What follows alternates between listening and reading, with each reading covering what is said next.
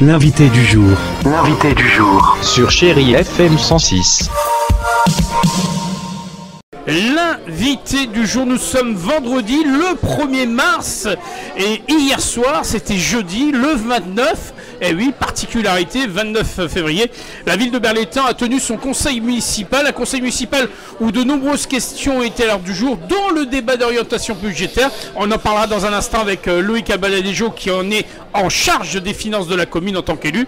Mais je me tourne déjà vers monsieur le maire. Alors d'abord monsieur le maire, bonjour. Bonjour aux auditrices et aux auditeurs de Chérie FM. Alors monsieur le maire, priorité, on l'a toujours dit, c'est de rendre la vie plus facile et de mettre des services à la disposition des Berrois et Berroises. Et ce soir, la première question qui était à l'ordre du jour de ce conseil municipal, ça concernait le hameau de Moran. Oui, et la création d'un bureau de vote. Alors je sais que c'est pas quelque chose qui est extraordinaire. Oui, mais il n'y a pas que le bureau de vote. Voilà, il y a effectivement la création d'un bureau de vote à Moran pour soulager le bureau de vote existant. Il y a 1400 électeurs sur ce bureau de vote, donc on va partager en deux et il y aura un bureau de vote en lieu et place du bar Le Progrès. Oui, qu'on s'en souvient. Le Progrès. Voilà. Et à côté, bien sûr, il y aura une salle de réunion et un bureau de vote, et bien sûr la boutique, la fameuse boutique. Voilà. Et on va rendre d'énormes services. Oui, et notre souhait, c'est qu'elle permette aux habitants des campagnes, Moran, Saint-Estève et des campagnes des Gravons, de trouver là un lieu pour faire des courses de dépannage. Oui, on prévient bien sûr chacun qu'il y a un appel à candidature jusqu'au 19 avril, je crois. Qui a été lancé, puis on attend les propositions, et à partir des propositions, on choisira un exploitant. Voilà, si vous sentez l'âme de commerçant, si vous sentez l'âme de vivre au cœur, n'hésitez pas à vous faire connaître. Vous nous présentez votre projet quand même. Oui.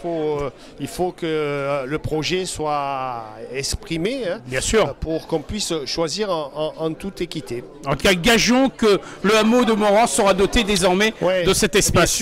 Bien sûr, va arriver à la fin de l'année une école. L'école maternelle, voilà. Donc ce hameau de Moran va devenir une véritable petite ville. Alors voilà. Toujours plus vite, plus fort, plus haut. Ensemble pour 2024. Ce soir ça a été la preuve parce qu'on a beaucoup parlé des projets. On parlera financement dans un instant, mais les projets sont là, ils sont clairs. Les objectifs également. Tout à fait. Bon, je vous en ai cité un, c'est l'école. Bien sûr, on est toujours sur la plage. Oui, cette fameuse plage. La plage on a tous rendez-vous 2025. Le 21 décembre. 21 décembre, tous en maillot de bain. À la baignade, en maillot de bain. Et bien sûr, bien d'autres projets, Notre-Dame de Cadereau, où tout le projet très de attendu, réhabilitation avance. Et on ne l'a pas oublié, bien que c'est un projet un peu plus compliqué parce qu'il y a les affaires culturelles qui sont au milieu. Bien sûr. Peut-être qu'au premier coup de pioche, on va trouver des choses. Ça, mais ça, on verra. Oui, voilà. On n'est pas encore à ce stade-là. Les projets avancent. Notre crèche va ouvrir cette année. Ça y est, on la voit, elle est bien sortie de terre. En septembre.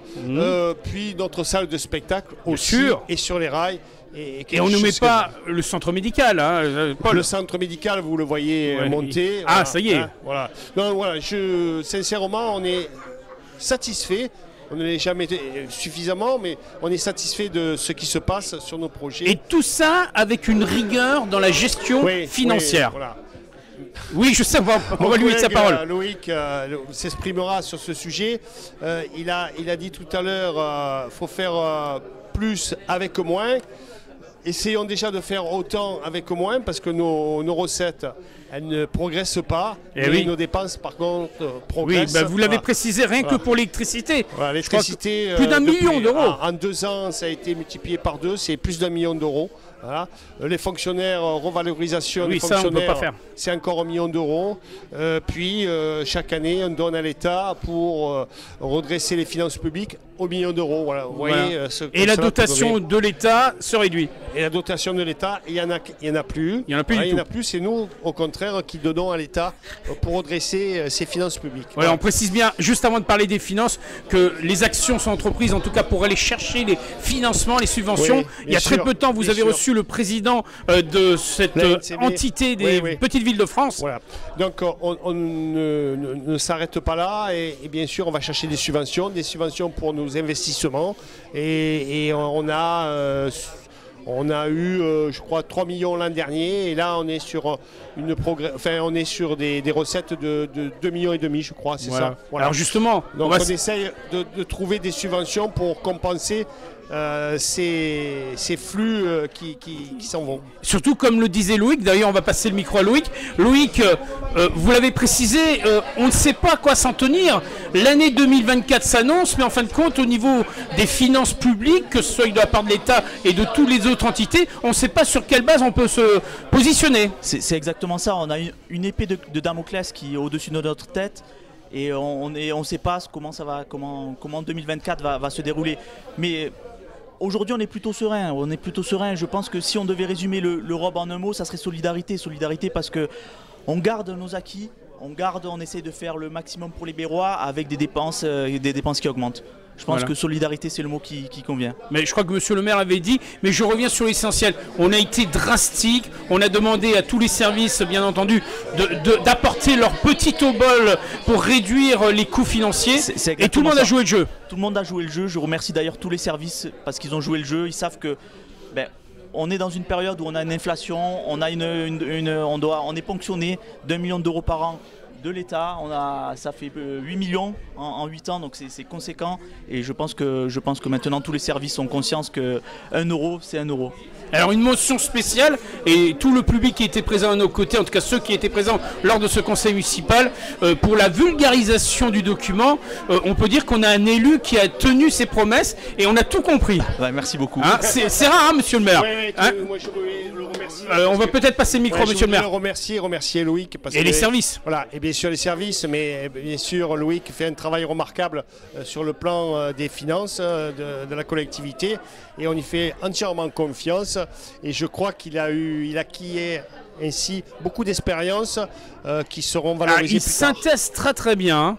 Oui. Dans un laps de temps court, on a tout compris. Oui. Monsieur le maire, c'est très compliqué et je pense que quand il nous présentera le budget, ça sera dans un petit mois, c'est le 28 mars. Hein. C'est ça. 28 mars. Mais avant ça, ce que je voulais revenir un instant dessus, c'est que vous avez décidé d'être totalement solidaire aussi avec les jeunes Bérois. Et cette année, il y a plus de 150 postes qui vont s'ouvrir pendant la période estivale. Oui, comme on fait chaque année quasiment. Chaque année, il y a les emplois d'été. Donc à ce conseil municipal, on a ouvert les postes pour les emplois d'été.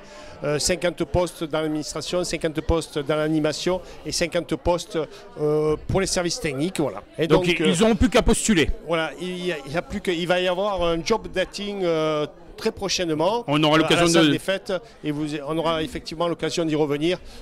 Il y aura bien sûr les propositions de la ville, mais il y aura les propositions aussi d'entreprises qui seront là pour proposer des emplois d'été. C'est magnifique.